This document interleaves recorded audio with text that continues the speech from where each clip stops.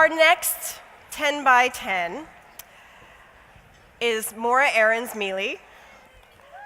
I met Morra in 2006. I had heard of her. She was one of our very first contributing editors on BlogHer.com, but I had not yet met her, and we didn't meet until 2006 when our second annual. And I remember meeting Morra, I remember meeting Morra. And she's been just an inspiration to me because at the time, she was the lead digital strategist for the DNC. Or at the time, she had just left there and she had started a new division at Edelman PR. Apparently, she was just getting started. After that, she went back to academia and she became an entrepreneur. So today, she is the founder of Women Online, a consulting firm for companies, not-for-profits, and political campaigns seeking to mobilize women online, and the online marketing network, The Mission List, a high-impact, curated list of women ready and willing to use their online influence to act on causes they care about. Sounds like some of you might fit the bill for that list if you don't already, or if you are not already on it. The thing about Morra is that she also runs a virtual company. And as the policy wonk at BlogHer.com and across the other publications where she wrote, she actually practices what she preaches and leads a team of flexible workers. So without further ado, here is Morra Aarons to present her 10 by 10.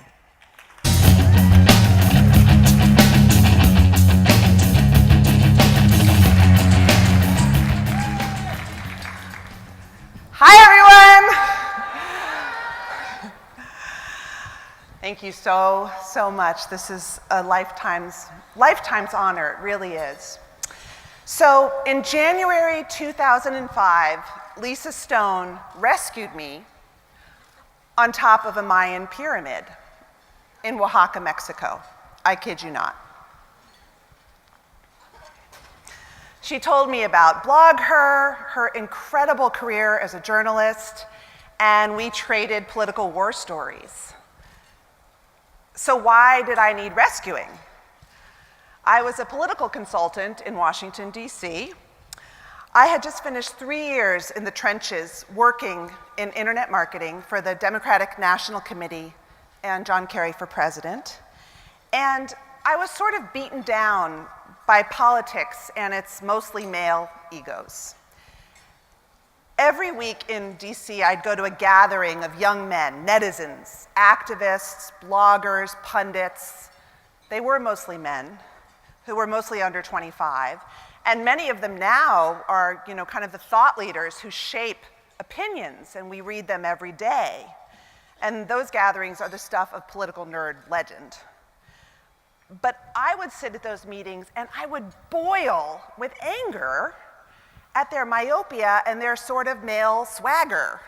Literal quote, "I don't get why healthcare is so important to voters."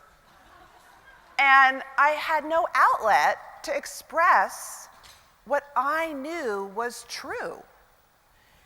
And I was frustrated, but I was also insecure. I didn't think that I was qualified to be a political blogger at all. But BlogHer changed all that. BlogHer gave me a home, and it changed my life. Lisa gave me a platform to share women's voices, women's points of view, which were then, and still are, in short supply in Beltway culture, if you know what I mean. Right? BlogHer provided a home for me, and I'm not alone, right? It provided such a crucial place for women's voices to be heard, and a really safe place to have a meaningful dialogue, a flame-free dialogue. And it gave us access to the people who ran our country, and they heard us on BlogHer.com, which is incredible. In the words of the inimitable Erin Kotecki-Vest, who I hope is here, BlogHer enabled and empowered women from all walks of life, all over the country, right and left, to have their voices heard. Yeah. And it all came at a time of just massive change in technology, and especially in journalism and news and politics. I will never forget when I was covering the YouTube presidential town hall in South Carolina for BlogHer as a political editor, and there I was with top access seated next to Adam Nagurney from the New York Times. So I'm thinking, I'm a blogger, and I'm sitting here, and I have the same access as the political reporter from the New York Times. And that was something that blogging changed for all of us, because all of a sudden, a political blogger like me actually had more in common with a political reporter from the Washington Post or the New York Times, because, you know, a lot of times we're both trolling the internet for scoops, but we had the same access sometimes, which was incredible. It was such a shift. So a massive revolution was happening, but not necessarily for women. And along the way, I realized they want to put us in a box. The women's box, the soccer mom box, the single mom box, the Sex and the City voter box. You remember that one? And when they want to talk to women's media, they want to talk usually about specific issues. Kitchen table issues if we're lucky, right? Sometimes fluff. And of course, whatever polls well, I could always tell when new polling came out that showed to a candidate that moms were really important or women were really important. I'd get a call from the communications director or a press release. But along the way, I became a pundit, and it was really, really fun. It was. In 2007 and 2008, I had a pretty good run on CNN, and they'd call me up, and I would be paired against a right-wing blogger. And for 5 minutes, I'd have to sound smart and funny and well-informed and snappy, and sometimes I totally made up what I was talking about, but that's all right. No one seemed to notice. But the worst part was the online comments after the segments. And for some reason, when you appear on TV as a woman political commentator, what you look is as important as what you say. And it didn't help that I was often paired with the mega babe of the right wing, who is my friend, Mary Catherine Ham. And she had a huge fan base. And yeah, she's awesome. And I would go online sometimes and I'd read the comments. And one day there were two right after, well, she is completely unfuckable, meaning me. And she looks like John Malkovich, meaning me. And I guess the two are related. But I was like, okay, that has a lot to do with what I stand for politically. I'm unfuckable.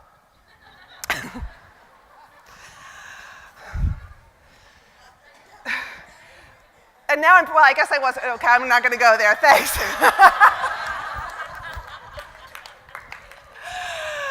That was off script. We developed programming at BlogHer to engage women in politics and public affairs, and it was amazing, and so many of you helped create that programming. But we still had to work hard to convince the campaigns that we mattered. My personal low point, and I think one of Lisa's low points, came during election 2008. We had invited 7 presidential candidates from right and left to the BlogHer community. And this was at a time when we were just on fire. Our community was so engaged. We had so much media coverage. We had a bigger audience than Oprah, okay? And God knows that politicians thought they knew what women wanted and wanted to talk about it. And yet, instead of candidates, we got offered spouses. Do you guys remember that? We got offered 2 spouses, no candidates. Amazing women, I'm not taking away from them, Michelle Obama and Ann Romney. But we didn't ask for the spouses, we asked for the candidates because we were a huge community of women who wanted to know, right? The box, that was the women's box.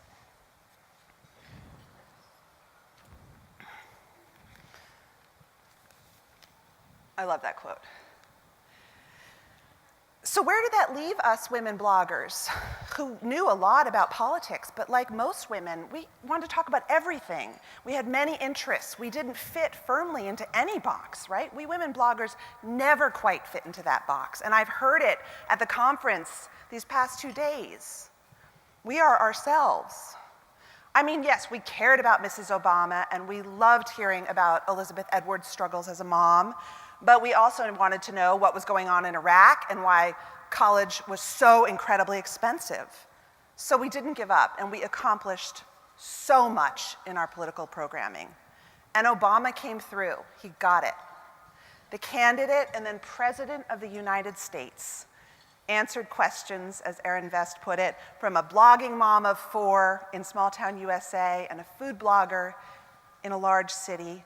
And we had the First Lady blogging alongside Secretary Sebelius and Senator Gillibrand and so many others, alongside craft bloggers and fashion bloggers and food bloggers and homeschooling bloggers and feminist bloggers and conservative religious bloggers having a dialogue together, right?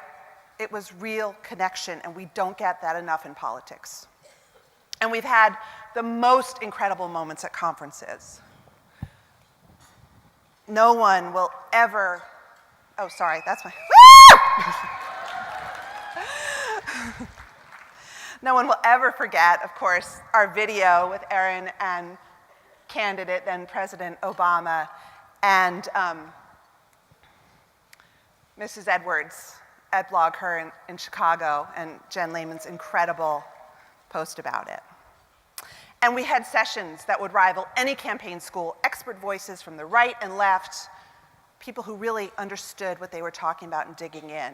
And we've been to the White House a lot. I think, Stacey, you were just there a couple weeks ago. We have been, that's right, we've been at the table.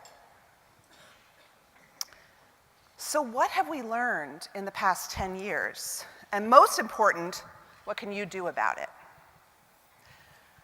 I think that we're finally in a phase where we don't have to convince politicos that we matter. There's one thing I know for sure, which is that women decided the vote in 2012, and we will decide 2016.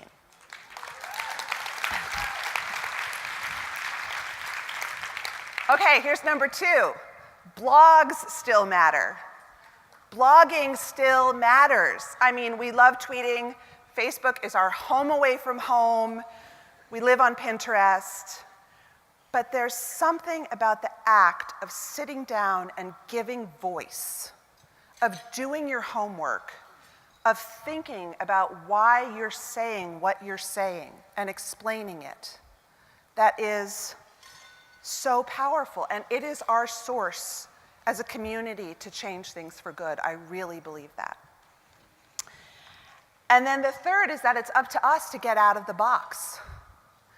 I'm still frustrated by the still unmet potential of women in social media to be on the civic agenda. I'm still frustrated that how we look and what we buy is sometimes more important than what we think. And we can't matter when political campaigns decide that it's time to launch the Moms for This. We can't only matter then. We are 52% of the population. We are not a special interest group, okay? So we have to matter all the time. It's our responsibility to reject this, to keep speaking out, to keep doing our homework, to encourage a civic and civil dialogue, and show off how incredibly informed and amazing we are, because I am done with begging and I am done with fluff. And the truth is, as long as women create and hang out in a space just for women, we will face stereotypes. It's been happening as long as history. But if we can recognize the power that we have when we create a space for women, by women, for us, that's when we change things, and we can have a seat at that table. So meeting Lisa Stone on that Mayan pyramid was literally one of the best things, right up there with my husbands and kids. It was one of the best things that ever happened to me. I'm forever grateful to Lisa and Elisa and Jory for their vision and their courage and their insistence for the best and their ability to always, always ask why. BlogHer has never shied away from pushing for the highest quality thinking and writing. Okay, women, so we have to keep at this. We have to ask the hard questions. We have to not be afraid to mix our motherhood and our activism. And most of all, we have to vote. Thank you so much.